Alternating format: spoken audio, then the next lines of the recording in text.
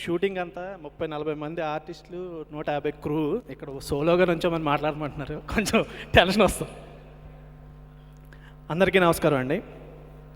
మాతృదేవో భవ, పితృదేవో భవ, ఆచార్య దేవో భవ, అతిథి దేవో భవ. వీటి గురించి స్కూల్లో చెప్పినప్పుడు మనకి వాటి గురించి సరిగ్గా అర్థం తెలియదు. అర్థం తెలుసుకునే ఏజ్ వచ్చేసరికి తల్లిదండ్రులైనా మన దగ్గర ఉండట్లేదు, మనమైనా తల్లి దగ్గర ఉండటం లేదు. సో అలాంటి ఒక ఆలోచన నుంచి వచ్చిన కథే మా ఈ శతమానం భవతి.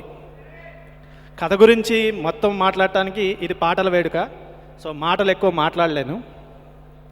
కాకపోతే మా కథకి ఒక ఇన్స్పిరేషన్ లాంటి ఒక పోయిట్ ఉందండి. దాంట్లోంచే ఈ కథ. చిన్ననాటి అమ్మ ఒడి, అఆలు నేర్పిన ఊరు బడి, వాన నీటిలో కాగితపు పడవలు, మామిడి తోటలో కోతి కొమ్మచ్చులు, గోదారిలో ఈతలు, రాదారిలో ఆటలు, అమ్మ పెట్టిన ఆవకాయ ముద్దలు, బామ్మ చెప్పిన చందమామ కథలు, ఇలాంటి ఎన్నో జ్ఞాపకాలను మది తట్టి లేపే అనుభూతి మా ఈ శతమానం భవతి. ఒక మంచి కథ ఎందుకు రాదు, లేదు మంచి కథలు తెలుగులో లేవా అనేవాళ్ళు ఉన్నారు. ఒక మంచి కథ రాస్తే దాన్ని నమ్మి ఒక 1.5 year 2 years ఒక ప్రొడ్యూసర్గా కాకుండా ఆ కథని ఆయన నాకంటే ఎక్కువ ఓన్ చేసుకుని ఈ సినిమాని నిర్మించిన దిల్ రాజు గారికే ఈ శతమానం భవతి క్రెడిట్ అండి. ఇందాక సుమగారు చెప్పారు శతమానం భవతి టైటిల్ మంచి టైటిల్ పెట్టారు, దర్శకుడికి మంచి ఇది అని. బట్ టైటిల్ నేను పెట్టలేదండి, మా రాజుగారు పెట్టారు. కథ చెప్పిన తర్వాత సతీష్, నేను శతమానం భవతి అనే టైటిల్ ఎప్పటి నుంచో అనుకుంటున్నాను, బట్ దానికి సరైన కథ ఇప్పటివరకు నాకు అనిపించలేదు. బట్ నువ్వు చెప్పిన కథ దానికి కరెక్ట్గా అనిపిస్తుంది. శతమానం భవతి అని ఒక డైరెక్టర్గా నాకు సక్సెస్ ఇవ్వడానికి ఆశీర్వదించిన ఫస్ట్ పర్సన్ మా రాజుగారు. ఇక మా హీరో గారి గురించి చెప్పాలి అంటే, శర్వానంద్ గారికి కథ చెప్పడానికి వెళ్ళానండి. వెళ్ళి కూర్చోగానే ఆయన వచ్చిన ఫస్ట్ మాట అంటే, ఆయన అలాగే కథలు చూజ్ చేసుకుంటారు కాబట్టి, సతీష్ గారు నేను కథ వింటాను, పూర్తిగా నచ్చితేనే చేస్తాను, లేకపోతే చెప్పేస్తాను, మీరు డిసప్పాయింట్ అవ్వద్దు. గుండె ఎక్కడి నుంచి కిందకు వచ్చేసింది. సరే ఓకే ఓకే సార్ చెప్తాను వినండి అని ఫుల్గా చెప్పాను. ఇమీడియట్గా మనం ఈ కథ చేస్తున్నాం అన్నారు.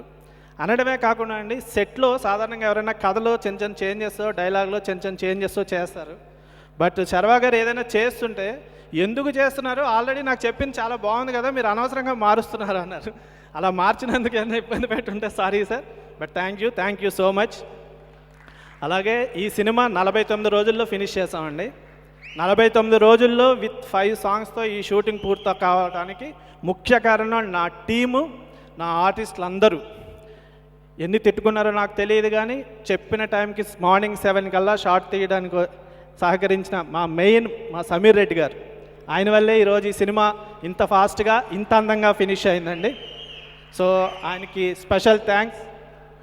ఇంకా ప్రకాష్ రాజ్ గారు, జయసుధ్ గారు, వాళ్ళు ఎప్పటికైనా వాళ్ళు చేసే సినిమాలకి రాస్తే చాలు అనుకున్నాను, బట్ వాళ్ళని డైరెక్ట్ చేసే అవకాశం వచ్చింది. సో ప్రకాష్ రాజ్ గారు కథ విన్న తర్వాత చాలా బాగుంది, చాలా రోజుల తర్వాత మంచి కథ, డెఫినెట్గా బాగుంటుందని చెప్పారు. జయసుధ్ గారు ఇంటికి వెళ్ళి కథ చెప్పానండి.